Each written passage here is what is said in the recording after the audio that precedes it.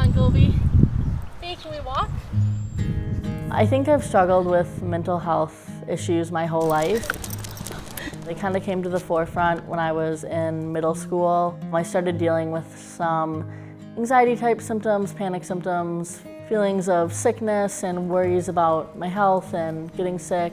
I eventually found my way to a therapist. It wasn't really the focused treatment that I needed at the time, so I continued to struggle with my mental health.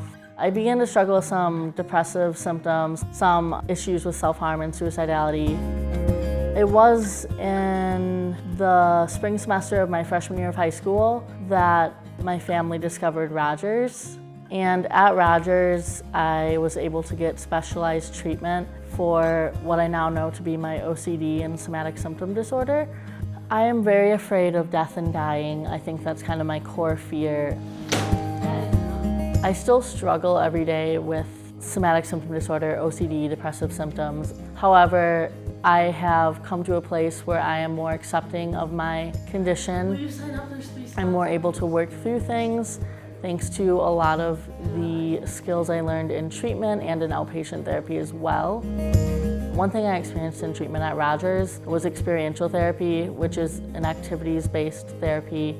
I was able to face some of my fears in a way that was a little bit fun. So for me today, some things that help me are getting outside and doing adventure-based activities. I've actually been skydiving recently, and I plan on doing many more things like that. I want to try paragliding, hang gliding, and scuba diving.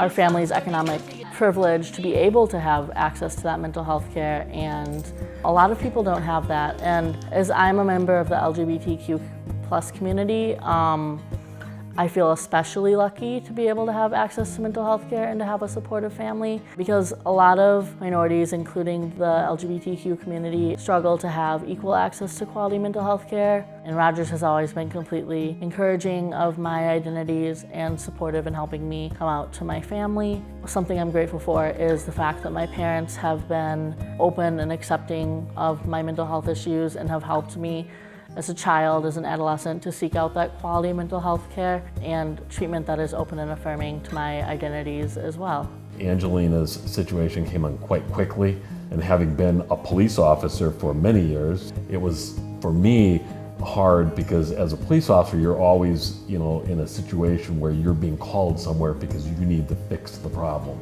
But when it happened in my own home, I felt helpless. And I felt like, well, I'm a police officer. I can work with other people to fix their problems, but how am I going to do it for myself? And so it really made me think differently about mental health and our society and how it impacts, people and families. Many people go without those resources, and we're grateful that we have them and that we have access to them near in our backyard, practically, very near to where we live.